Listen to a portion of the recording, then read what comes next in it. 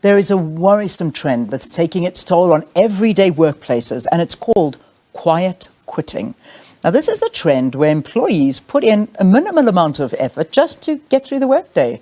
Nomisa Madinda, a member solutions executive at Momentum Corporate, says this trend is a dangerous phenomenon that often masks underlying emotional and mental health issues at the workplace.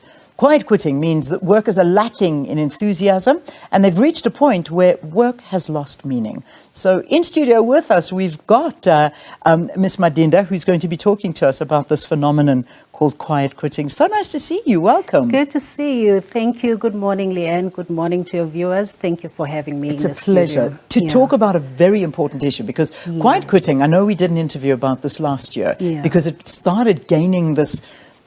Nobody really knew what to call the phenomenon that many are feeling and behaving. And then suddenly this quiet quitting came about, and that was like, yeah, it's a good way of describing it. I've kind of tried to explain it. Perhaps you could do a better job. Yes, quiet quitting is definitely a new phenomenon that we have seen post-COVID. And it's actually a subtle form of resignation while you are actually employed. And how we actually see it is that a lot of employees and individuals in general in our country and globally, they just disengage. They disengage emotionally, they disengage mentally, and in some instances, they avoid coming to the office. They disengage physically. And of course, how we also see this, we see that productivity levels are actually dropping. And this is due to quiet quitting. And we see that people are lacking creativity and innovation, and it affects overall performance of the individuals or employees in general. And of course, it's linked to the declining mental state of our employees in general, but as also indicated, it is a global phenomenon. And it's a great worry because, like you say, the repercussions for the organization are massive, for the individual are massive, and I imagine for the individual's family is massive as well. So what makes an employee start to quiet quit? There's obviously got to be a lot of reasons that you start seeing it. Is it blamed entirely on management skills? Is it blamed on mental issues, or is it a combination? What have you found are the issues around it? Sure, there are a lot of reasons for quiet quitting, and I'm probably just going to mention a few. One of the biggest actually is the COVID-19 pandemic and the trauma that people went through. And when we started with the COVID and the lockdown, we saw high levels of productivity. So people were really going far and beyond to actually say to their employers, here we are doing a lot more. And of course, they had to balance the professional life and their personal lives from home. And what happened a couple of months down the line, people started feeling fatigued. People started feeling exhausted. And it took a while. I mean, we were in this thing for 2.5 years. And people are generally describing it as being, I'm tired, I'm exhausted, I'm fatigued. But it's actually beyond that because it affected our mental state. It's trauma, to actually put it simply. And of course, we see this as the biggest contributor towards quiet quitting. But the second issue is around socioeconomic reasons or the environment that we are finding ourselves in right now. If you think about the high inflation and the impact it has on our daily lives, how it affects fuel prices, how it affects food prices and everything else in our world. And linked to that, you would know that the interest rates are definitely going to go up if the inflation is actually high. And once the interest rates are high, and what we actually see at this point in time is that a lot of people who could afford certain things 3 years ago are no longer in a position to afford the same things 3 years down the line. And also, this now leads to inability to service your debt and inability to actually meet your monthly financial obligations. Now, the third one that I'm really going to mention being in South Africa is actually the energy crisis. I normally say that we talk about the energy crisis in the context of how it affects businesses, small, medium enterprises, as well as large corporates. But we don't often talk enough about how it disrupts our lives in our households. Nobody talks about that. Because if you think about it, you are struggling to actually have a routine at home. Think about if you have kids, you have a husband, you have to come back home and cook dinner and to make sure that the kids are doing the homework. And in most cases, you are unable to do so given the load shedding schedules that we see. And therefore, nobody talks about it. But it does cause a lot of anxiety in the system. It really makes people feel overwhelmed and anxious in most cases. And all of those factors, they do lead to quiet quitting when it comes to the workplace. It's a massive phenomenon. I mean, and I'm glad you mentioned that aspect of it, because South Africans in particular, you live with a lot. You live with a lot that perhaps some countries don't live with. You know, the issue of load shedding is a very big thing, that you come home, you leave the house in the dark, you come home to the dark.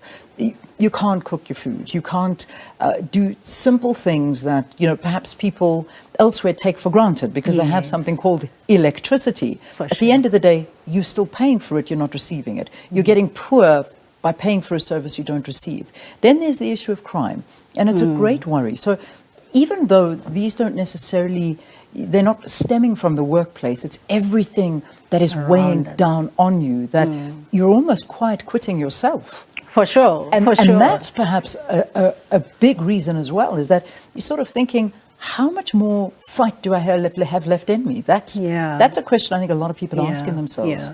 In fact, when we look at the Mental Health of the World report that was released in 2022, it indicated that actually South Africa ranks very low in terms of the health scores. Now, what that actually means is that South Africans are finding themselves in a position where they are more depressed than they were in 2020.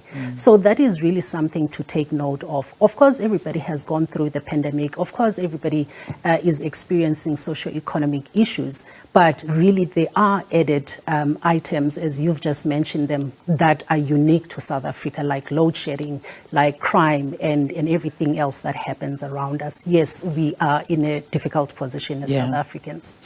So that's obviously the personal side of things. But let's look at a company now. And if you've got a staff force that are quietly quitting in front of you, they're doing the work, the barest of minimum. So I am doing my SOPs, everything that you've asked me to do. I may not be doing it with passion. I may not be doing it with vigor and offering to do more. What does the law say about that? I mean, is there that gap that says, look, we've got to let go of you? And you can say, but why? I'm doing my work. Yeah, but you're not doing it with that thing that I want from you. What thing do you want from me? You know, what does the law say about this? Look, before we even get to the law, I guess this is one of those things that employers really need to pay attention to. Because remember, I said one of the ways we actually see that people are quiet quitting, they are totally disengaged and they lack creativity, they lack innovation. And on top of that, overall performance of the individuals is actually affected. And once the performance is not there from the individuals, then it spills over to the team, then it spills over to the organization. So organizations are actually at risk. Firstly, because there's going to be lack of performance and lack of achieving their objectives. And also just making sure that the overall performance that they are looking for as the organization is there. So it's going to be affected one way or the other. And they will lose talent because people are going to quiet quit for a long period of time, and eventually they might actually end up leaving the organization. So there's a couple of things that the organizations can do. Firstly, just to prioritize the employee well-being. And when we talk about employee well-being, it's really all-encompassing. We talk mental, we talk emotional, we talk physical, and also financial, because that's also part of well-being for the employees. But also, there are a couple of things, other things that the organizations can actually do. One, to create supportive environment that sort of fosters open communication between the employees as well as line managers, the staff, to actually make sure that people are sharing the burden, and we also know what people are actually going through. But the second thing that the employers can actually do is to encourage life-work balance. We've been talking about it for decades, but I think we have found new meaning to it after the COVID-19 pandemic. Indeed. So we really encourage employers to encourage their employees to make sure that they find this work-life balance. And one of the things, as an example, that we do at Momentum Corporate is to make sure that we have what we call Wellness Wednesdays, where we don't want to have any meetings in the afternoon on Wednesdays, to make sure that people take the time out to go and meditate, go and take a walk, and make sure that you become more balanced in your own life. So those are some of the things that employers can actually consider. And the last one is actually around what we call employee assistance programs. A lot of these organizations, they do have this program where a lot of employees can actually have access to a counselor when you're feeling overwhelmed and you are feeling a little bit depressed than usual, or when you're feeling a little bit anxious. You do have access to call someone and talk to someone online.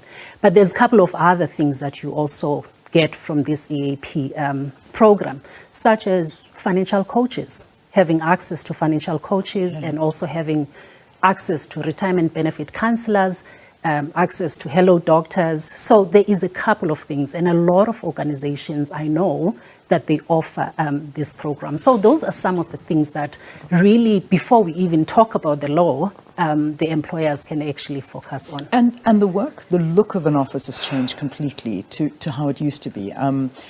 Look, granted myself, I'm not in the corporate environment, but when you speak to people that are in corporate, it's very different. You know, some are having days that they're at home and some are in the office. It's mixed. It's in fact, I was seeing something they were saying as a global trend, 47% of the workforce, let's say actually higher, above 50% of the workforce, has never returned back to the way it was pre-COVID. They've completely changed the structuring of the way the business works, which I suppose is a good and a bad thing. There's also this trend of a 4-day week.